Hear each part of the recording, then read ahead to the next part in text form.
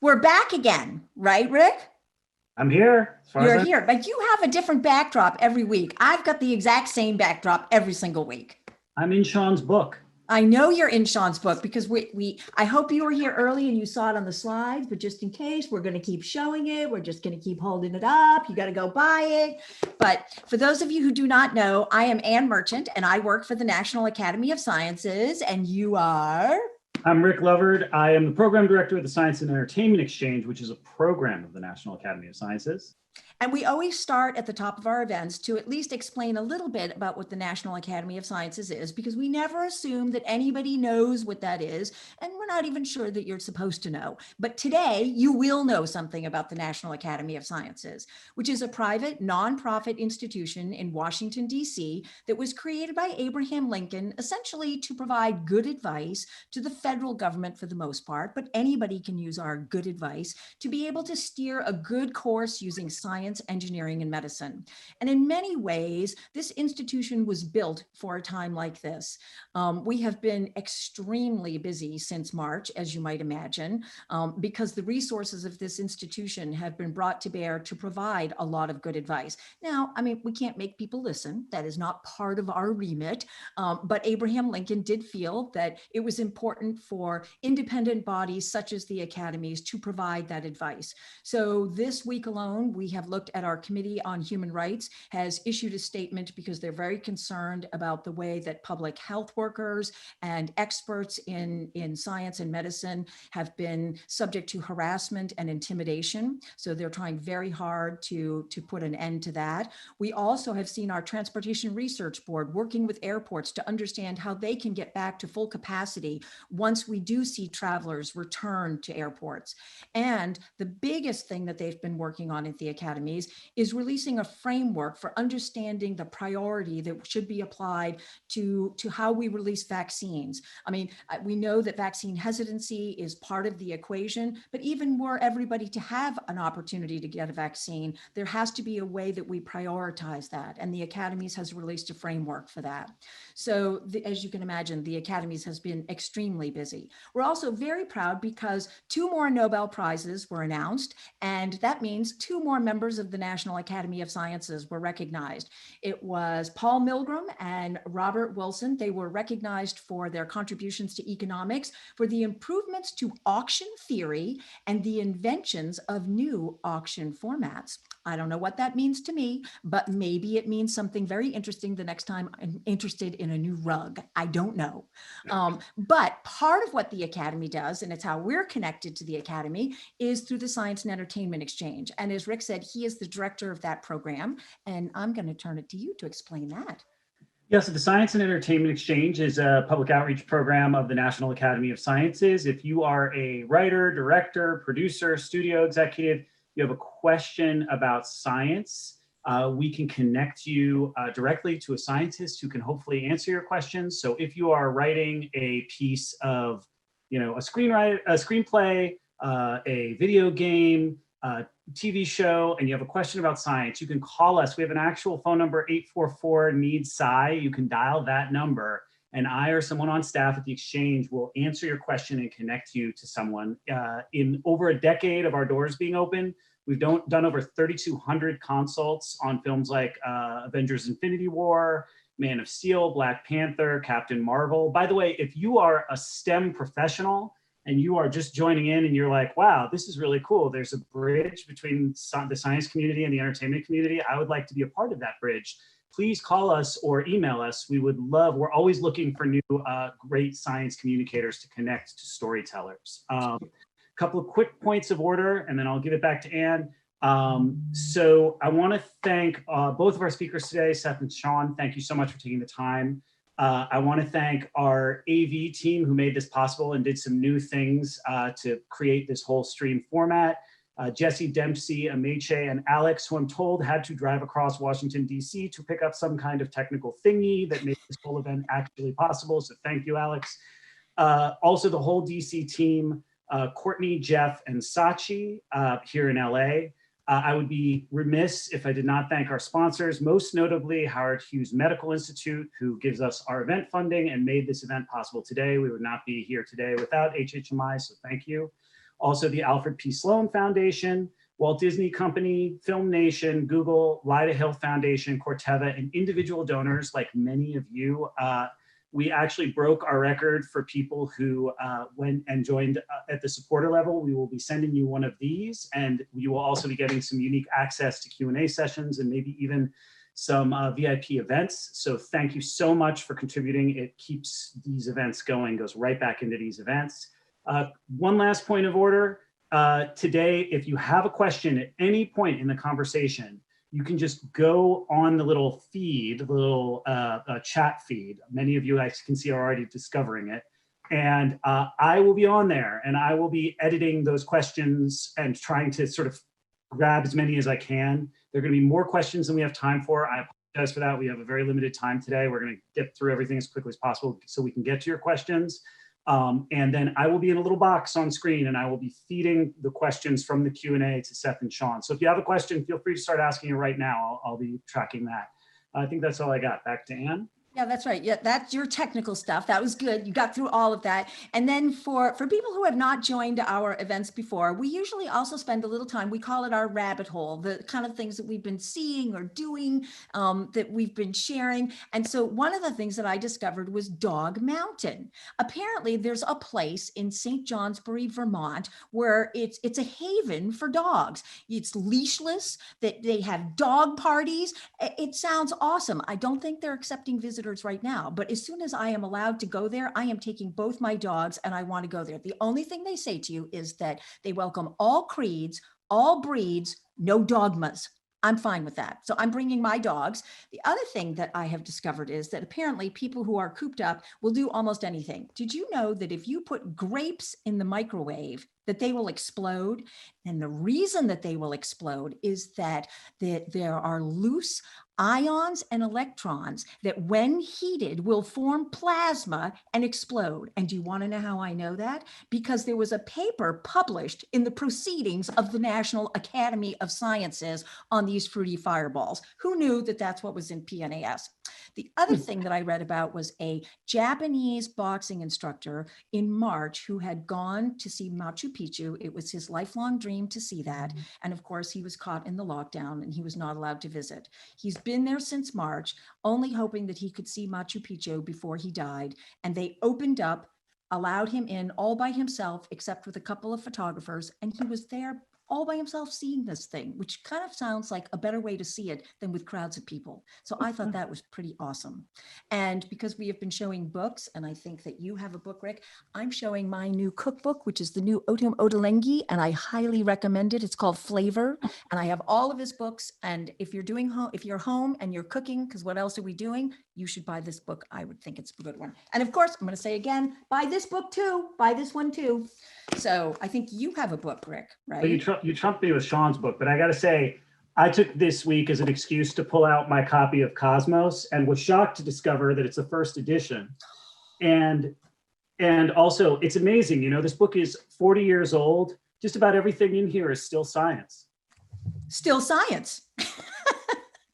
Well, I think what we should do is get on with the show, and we should probably invite Dempsey to now bring us together with the magic of technology. Maybe it's that thingy that Alex went out and got so that Sean and Seth can join us on screen.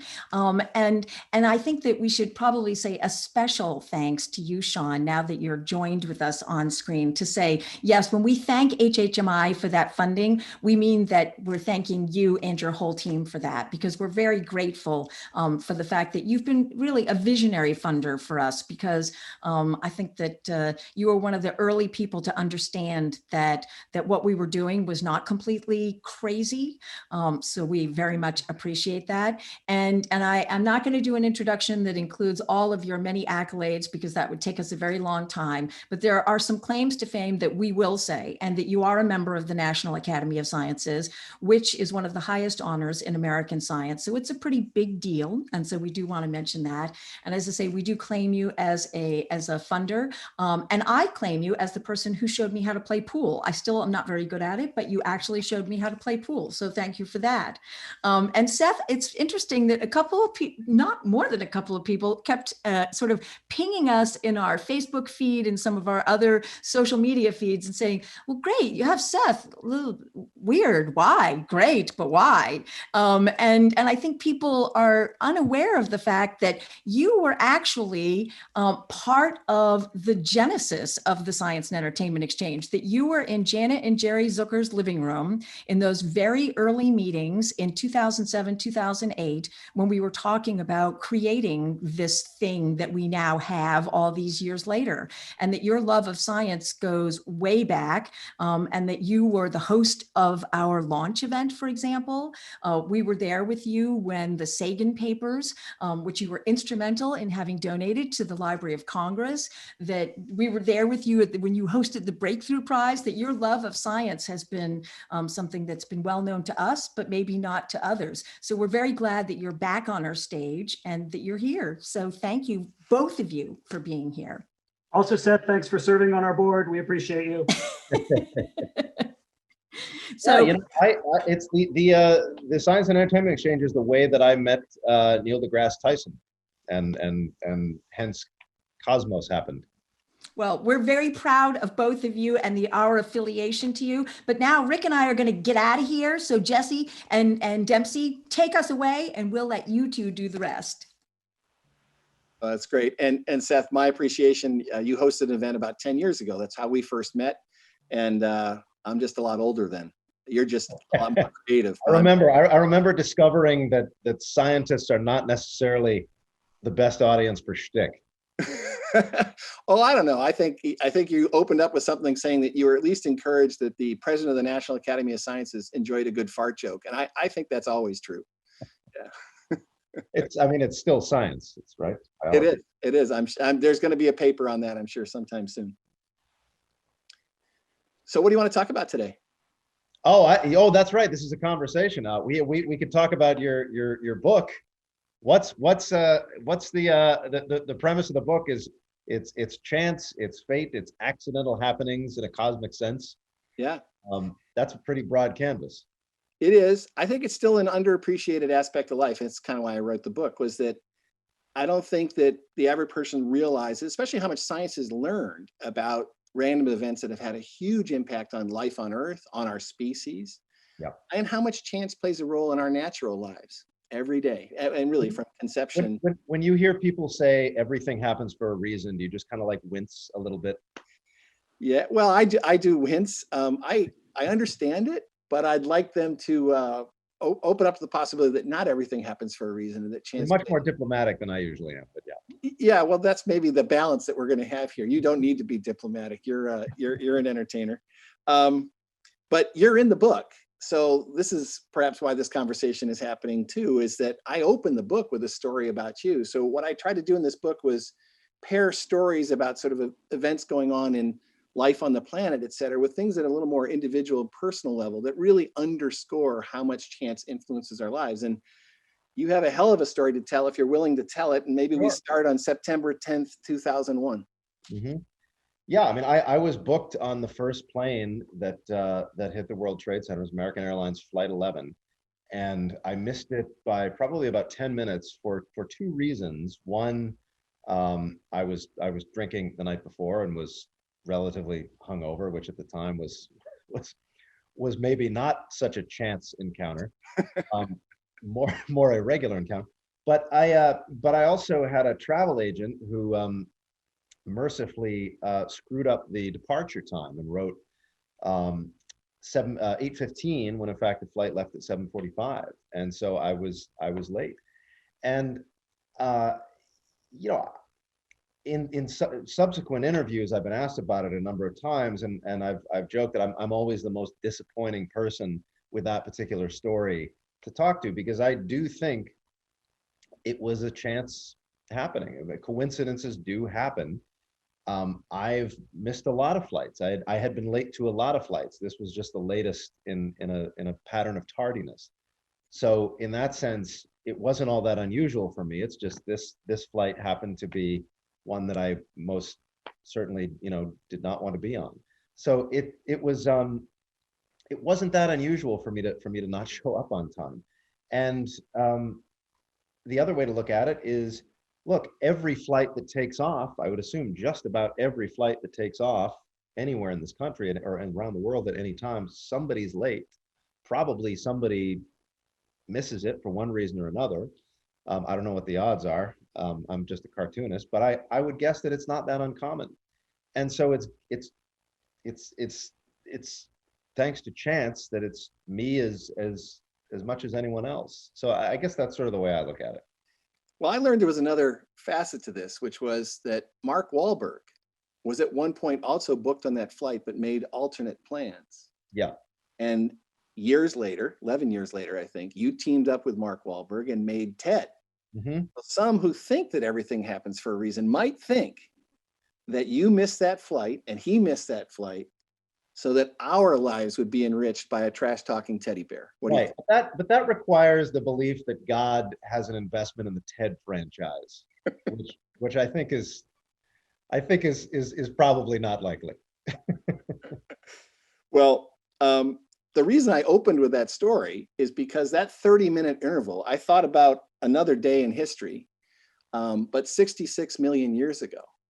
When everyone's familiar with this story, that an asteroid struck the Earth about 66 million years ago, but in the 40 years that geologists and ecologists and all sorts of scientists have been working on this, we've come to understand more and more just how unusual that impact was, and of course, how great its influence was on the fate of life on Earth. And the gist of it is that this asteroid that struck the Yucatan, it was quite a detective story, one of the great discoveries of the 20th century by Walter and Louis Alvarez, and quite a radical proposition at the time. But now we've got kind of all the smoking crater and all that sort of evidence. We understand it. The extinction boundary and the impact boundary and the rock record are absolutely coincident. And actually, my little piece of show and tell today is I brought a little piece of rock from a Texas riverbed that is a mixture of ejecta from the impact and tsunami wash, because the tsunamis came across the Gulf of Mexico at about 150 to 300 feet high, and those deposits are visible in Texas 66 million years later. Yeah. So pretty wild. But you're showing your ejecta to the world.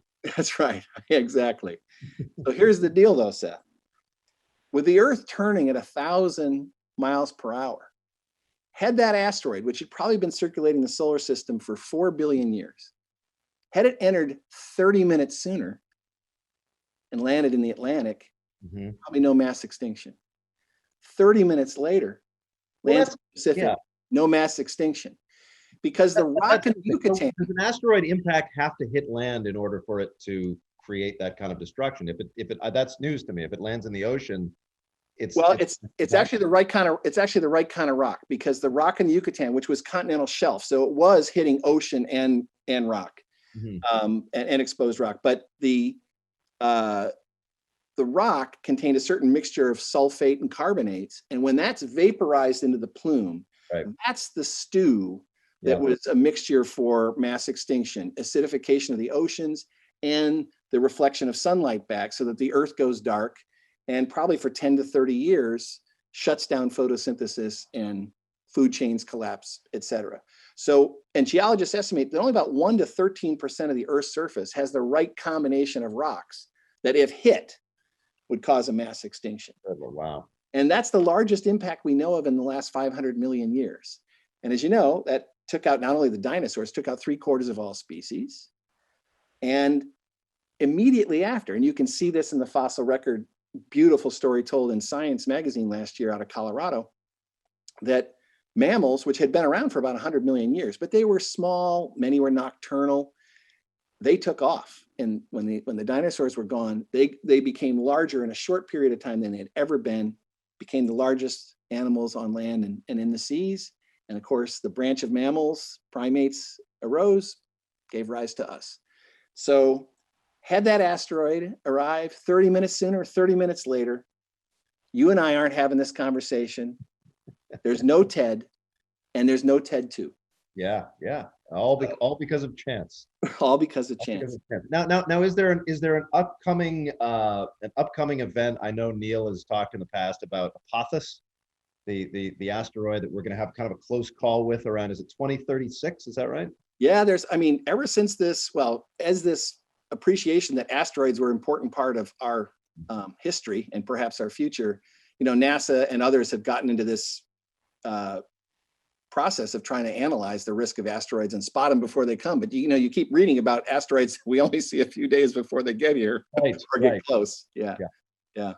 Yeah, and it's something called the keyhole, right? If it goes through the keyhole, then we got to worry. If it misses the keyhole, then we can relax for at least another week or two. Another week or two for sure. But I mean, there's probably been maybe 10 or 15 asteroids in the 66 million years since that certainly caused regional disruptions, that they were a kilometer or two wide. The Chesapeake Bay, which I'm near today, was formed by an asteroid. Yeah. So there's one an in impact. Siberia, all right. Pardon me? There was one in Siberia. Oh yeah. So huge, so big impacts, but not with the global result. So your story and the asteroid story, as you can see, they're exactly the same parable, I guess I would say. 30 minutes either way. Exactly the same. The emergence of the human race and the emergence of the TED films, and A Million Ways to Die in the West. That's the same level of result for both. That's the way I see it, and at least that's the way I told it. How I put it that way. Oh, look, it's an awkward silence. No. I'm just going to see. I know who the comedian is here, so I'm just the straight guy, right? Yeah, good, because I don't know who the comedian is. So is this? Do you deal with things like? It's interesting because I living in LA, there's a lot of people who buy into things like astrology, and I don't have enough breath for the number of disagreements that I have with people who buy into this sort of thing and try to explain to them, look, things really are a lot more chaotic than you think they are. It's like we are, as Carl Sagan said, significance junkies. Yeah. We attach significance to certain things, and we conveniently ignore the 8 million times that those elements didn't line up. Do you go into any of that kind of thing? Do you go into that whole bit of nonsense? Well, I'm aware of it. What I was really doing in the book was try to bring, fresh scientific discoveries to the fore and to connect them at different levels. Yeah.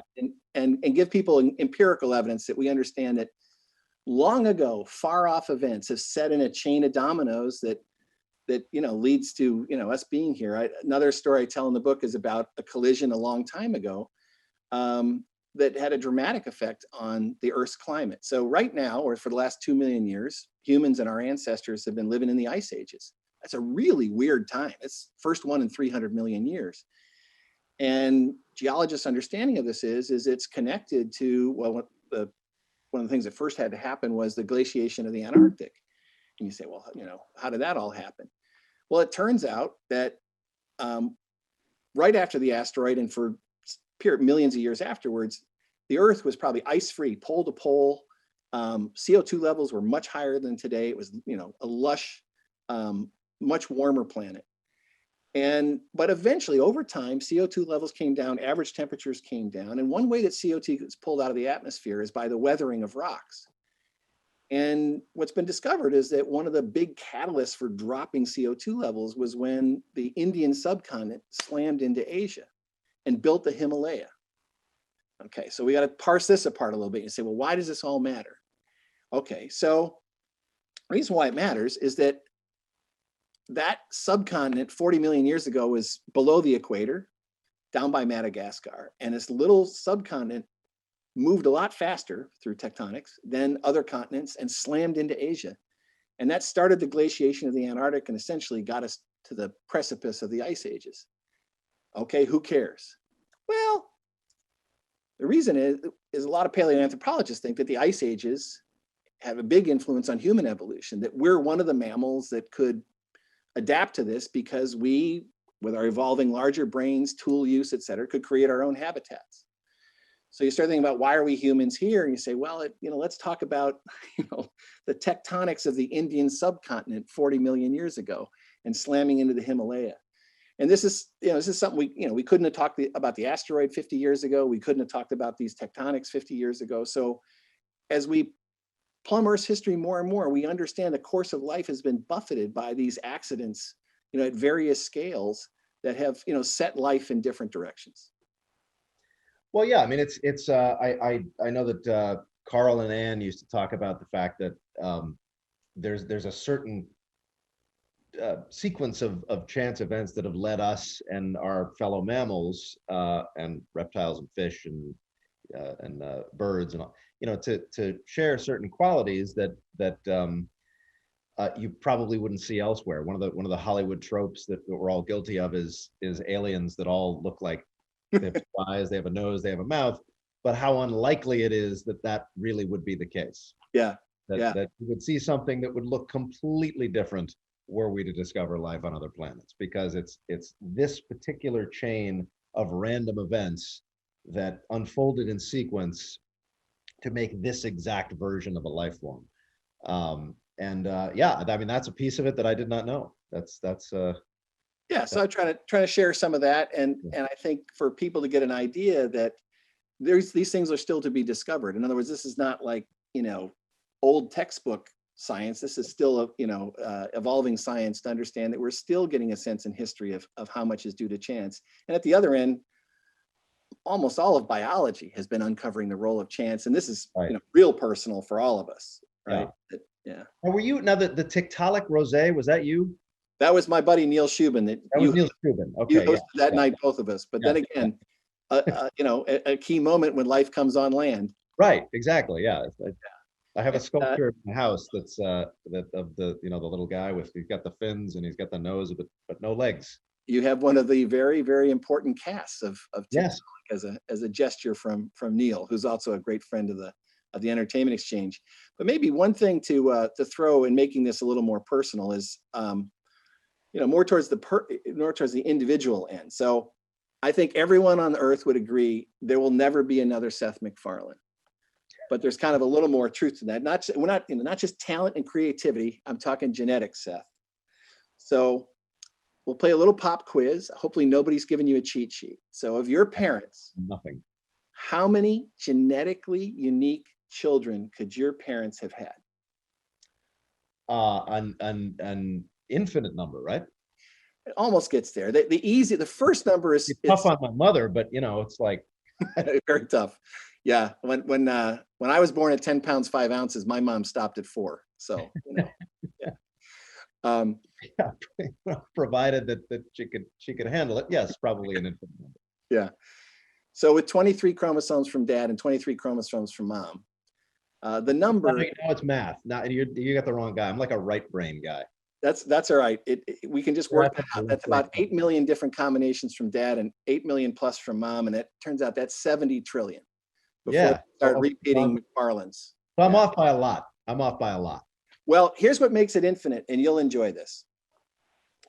Because that's really just the sorting of chromosomes. There's other genetic mechanisms at work, and every one of those MacFarlanes would be carrying 20 or 30 new mutations that were not in mom or dad and different from each other. And that's what makes the number just explode even higher. But it's kind of a 70 trillion would be you before you really start repeating duplicate copies, and then you add unique mutations. So it's true that every one of them would need my prescription. Could well be. Depends exactly on your parents' genetics. But no two fertilized human eggs will ever be the same because of this. So we truly are, unique little snowflakes, So no two eggs.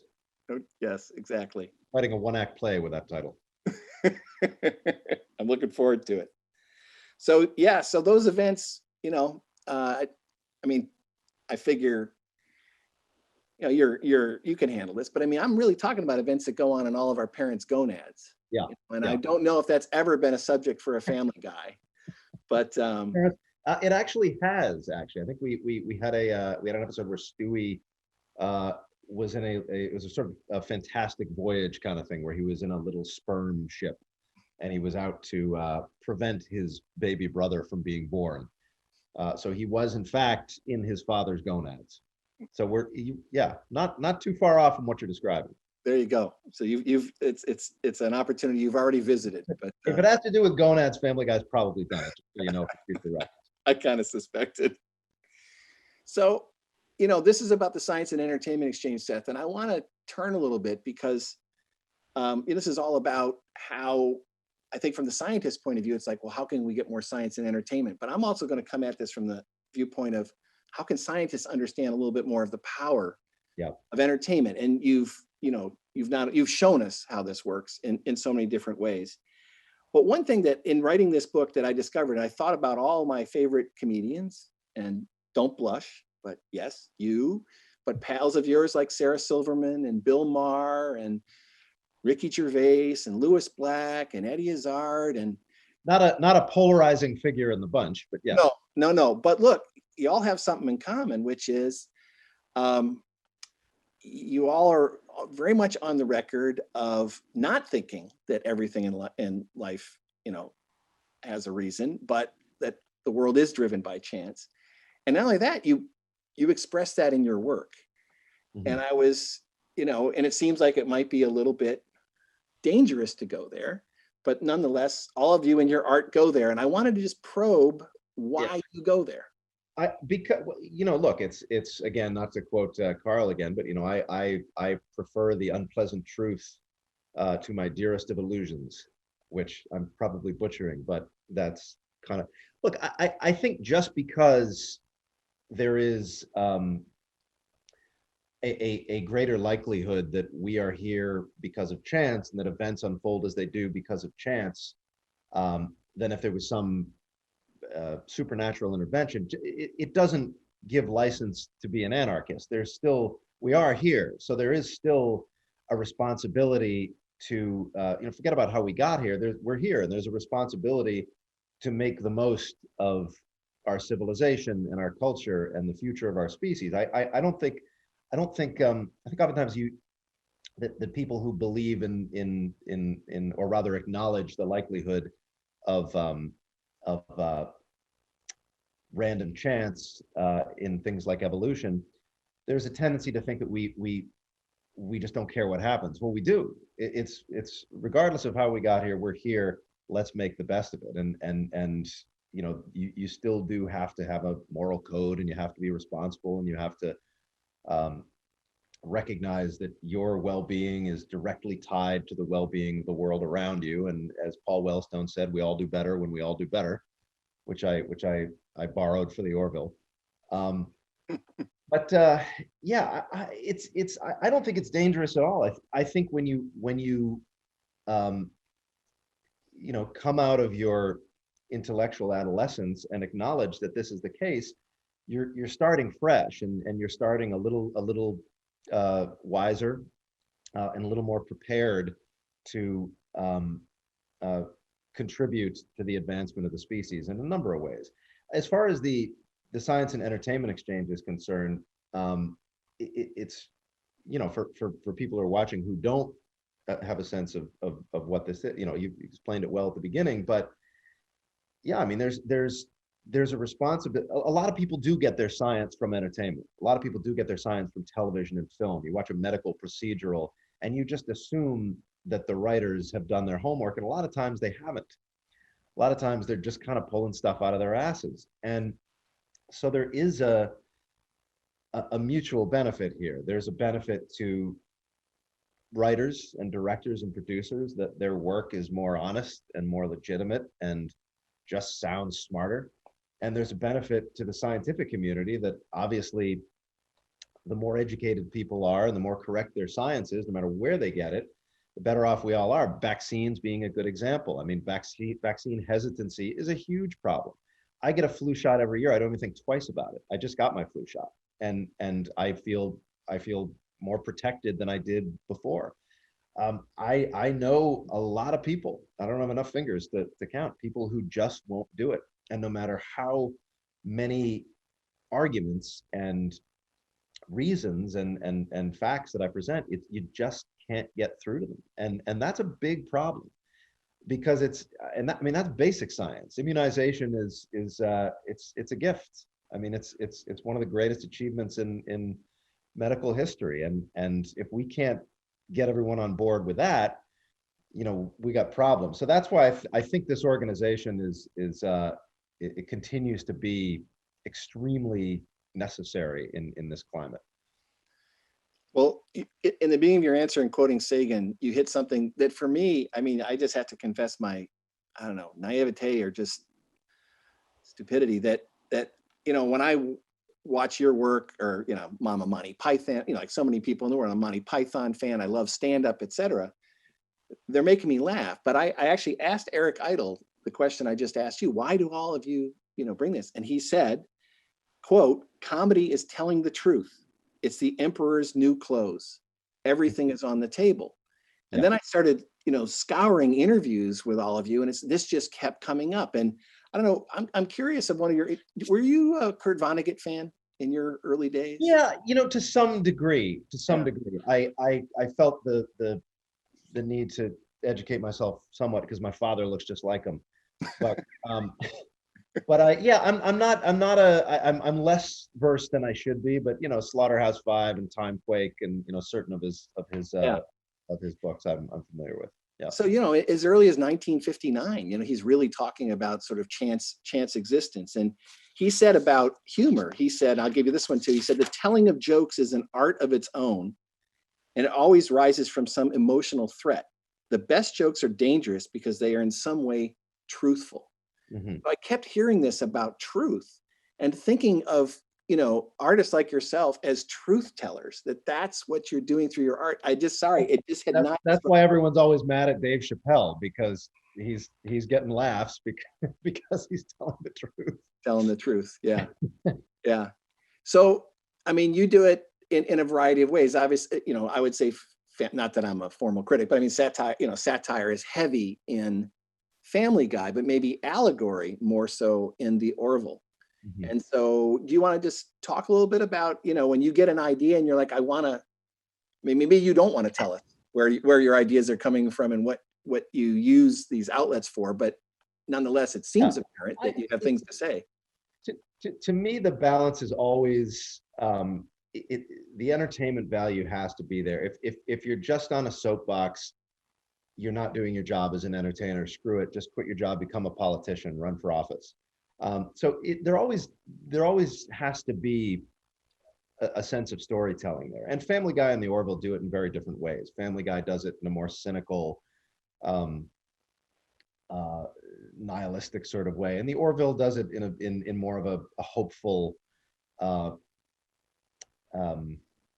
blueprint kind of way. It gives you an idea of what we could achieve if we do things right, rather than being a cautionary tale of what's bound to happen if we continue on our current path. So with something like the Orville, look, it's a classic sci-fi mechanism that you take an issue, you couch it in a fictional world so it doesn't feel like you're preaching to your audience, and then you make the point that you want to make.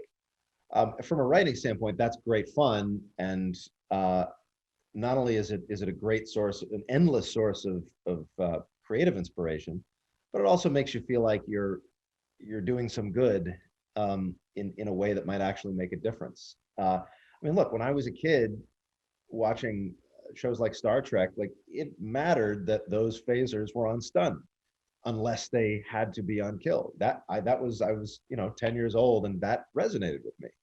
And that's kind of you know, to this day, if I find a spider in my house, I can't kill. I got to catch it and put it outside. I can't kill things. And you know, I think part of that can be traced back to this blueprint of a morality code of that series that said, no, you don't kill unless you have to. And so that's the power of that medium. And I think it's been a little lost, honestly, in recent years. I think Hollywood's gotten a little caught up in the dystopia of it all, and who can scare us the most and who can freak us out the most. And as a medium, or as a genre rather, the fun of it is more in the inspirational value, as opposed to I mean, anyone can depress you, but it takes a lot more work to give you hope. That's beautiful. And the role of humor, right? I mean, that makes the truth go down more easily, doesn't it? It does. It does in many cases. Yeah, yeah. And that's, I mean, look, like George Carlin's another great example. I mean, great truth teller, very ahead of his time, and was always making a point. Was never just about the jokes. So you've got science fiction and cartoons and songs, you know, so you think maybe scientists have something to learn about how to make a point? Well, very good question. That's you could probably have a whole seminar on that and still not get to the bottom of it. I do think that the number of science communicators that we have out there in the world spreading that message of critical thought is essential. I mean, obviously Carroll was you know, the king. Obviously Neil's doing that. You're doing your part. Bill Nye.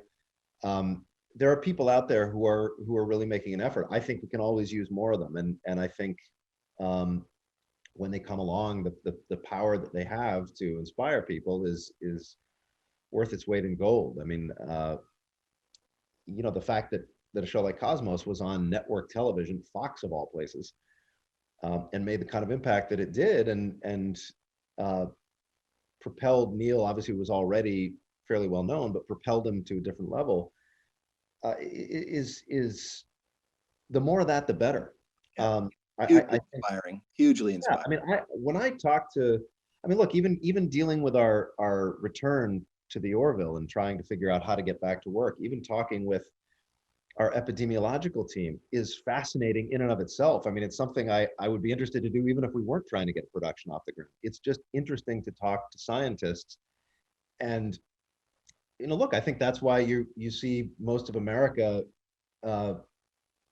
enamored with Dr. Fauci and less so with Trump, thank God, is that he has something to say. He has something to say.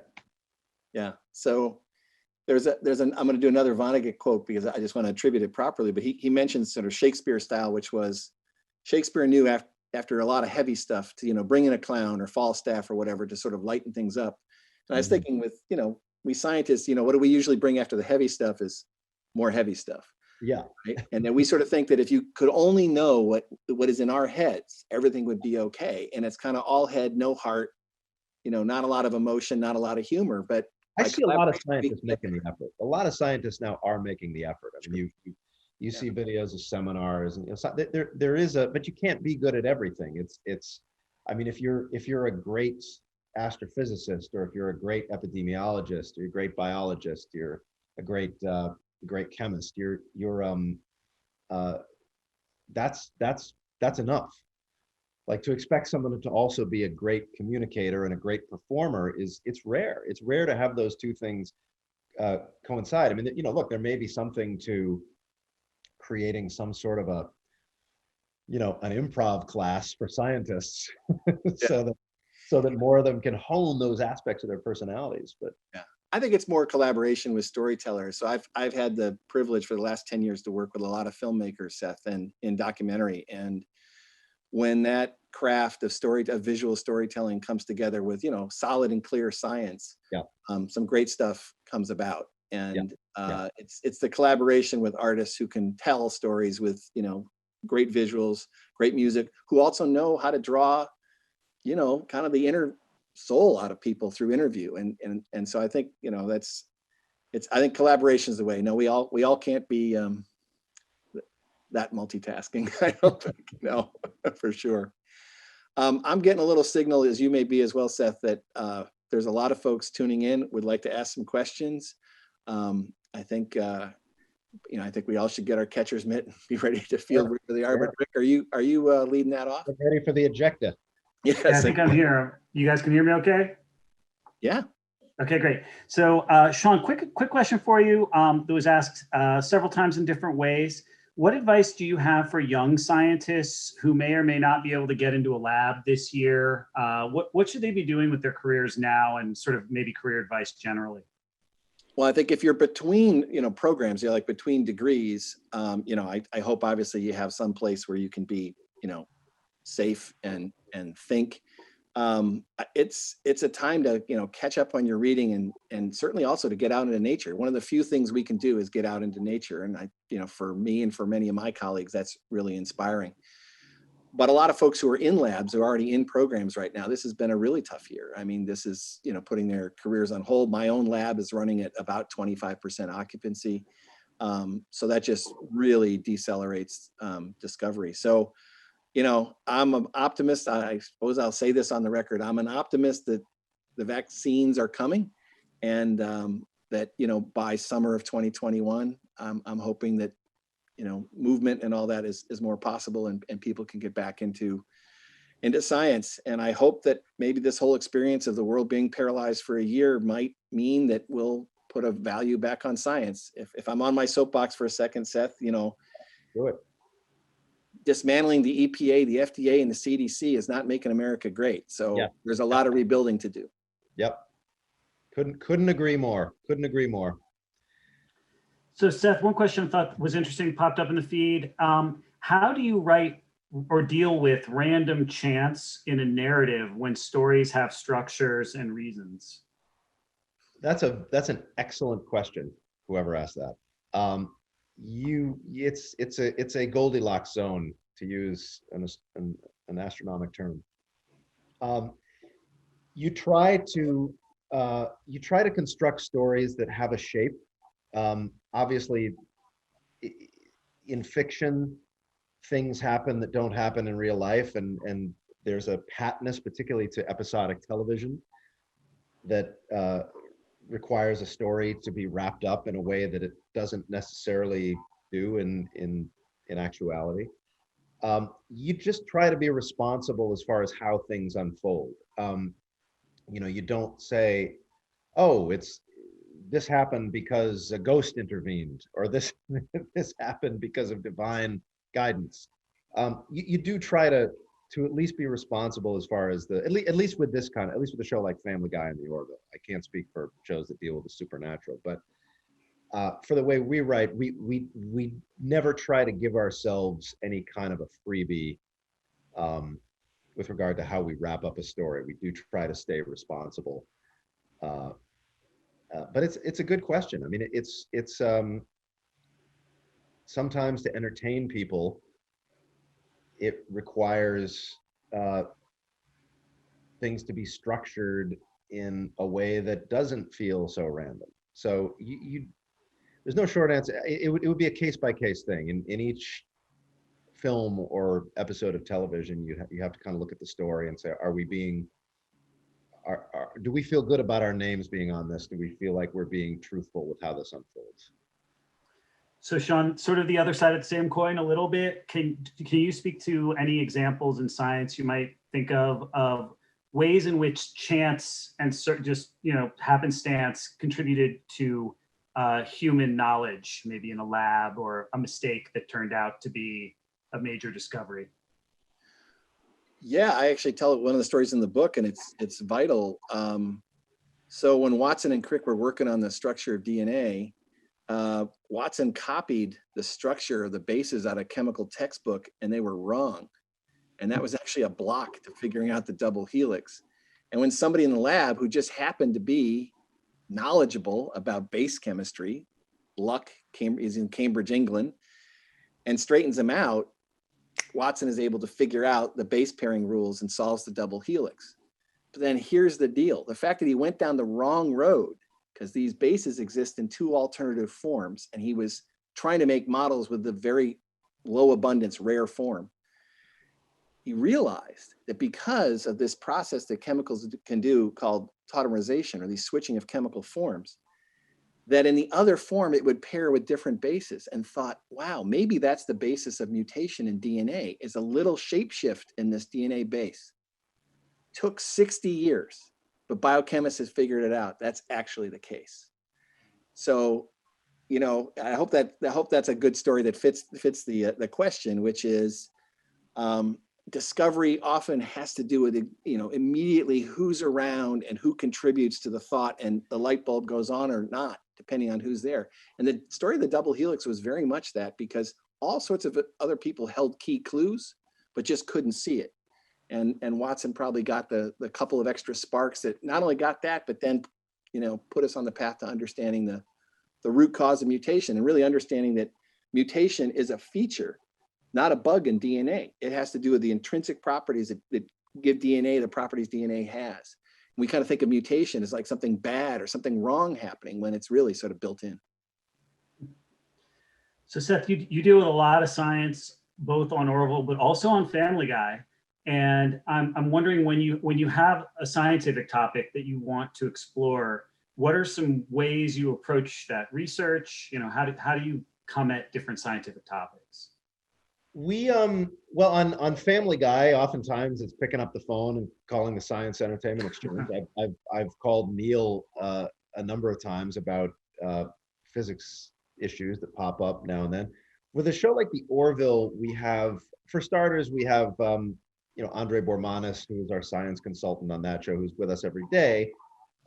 He'll either answer a question or he'll go do the research and talk to scientists, and I kind of, there's a whole writing entity that's responsible for that on that show, because you are dealing with things in many cases that are fictitious, but you want to at least create the sense that the premise was arrived at through a scientific road, as opposed to one that we're just making up.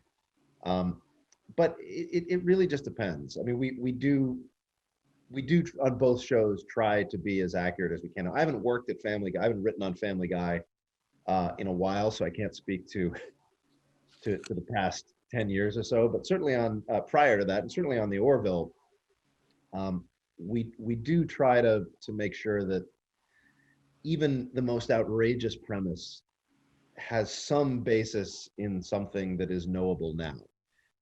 Even if we're taking it to the most absurdist hypothetical place, it does have to start. It does have to start in a place of reality. It can't start somewhere supernatural or and such. And what do you think sort of first influenced you to write about science? Is there like a teacher or a moment or some piece of media that got you interested? It was, I mean, look, I got into it through science fiction, the sci-fi shows that I watched as a kid, which I guess speaks to the power of storytelling,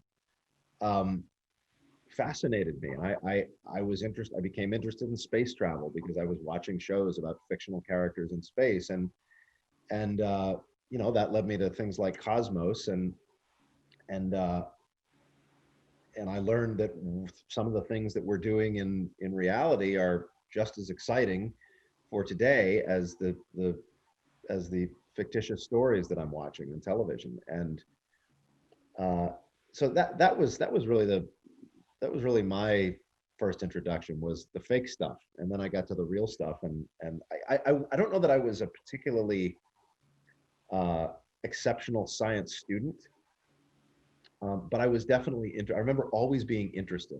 My test scores were never as good as I would have liked them to be, but I remember never being bored in science class. It was always something interesting going on. And the older I got, it at the very least, it inspired me to continue to try and educate myself and to learn on my own and to keep up with current science. One of the things we had to do in grade school, I'm just now remembering this, in science class, and I don't know if this is a common thing. Every week we had to do, we had our science textbooks, but every week we had to do a current science report. We had to put down the textbook, put down the stuff that's decades, centuries old in some cases, and go to the library, pick up a magazine, pick up a newspaper, and do a report based on something that is current and that is now developing in science. And I always, that's something that I think was a nice balance that kept us, that reminded us that this is not a static enterprise, that it's always evolving, it's always unfolding, so I to this day I try to keep up as much as my tiny brain will allow. So Sean, I think this actually might end up being our last question, but I'm going to give you the same question kind of in reverse. what first got you interested in pursuing a career as a scientist? And then as a scientist, what got you interested in making movies? Well, career as a scientist, probably pretty easy. And I think for biologists is a pretty common story, which is, I just like critters. I discovered what was out there in the woods, and frogs and snakes and salamanders and all that kind of stuff. And I was just Critters starring Scott Grimes, really? yeah, something exactly that. And not movies were far, far away. I watched Wild Kingdom in black and white, growing up. That was my trigger. If Star Trek or something like that was Seth's trigger, for me, it was Wild Kingdom. If you remember Marlon Perkins and Jim Fowler going around the world, and usually Jim getting chased or bitten by something. So no, and I went into biology, and I think, if I could share anything, and I try to do this everywhere I go, that I wish somebody told me when I was much younger, that as scientists, storytelling is critical. It's how we talk to each other. It's how we talk to non-scientists. It's about how we teach. And, story, narrative that connects cause and effect, that connects events over time, that has characters in it, that has emotion, so you understand people's passions and motivations, et cetera. I mean, science itself is a great story. It lends itself to narrative, right? People are on quests, they have surprises, they have disappointments, and sometimes the things they find out are absolutely astonishing.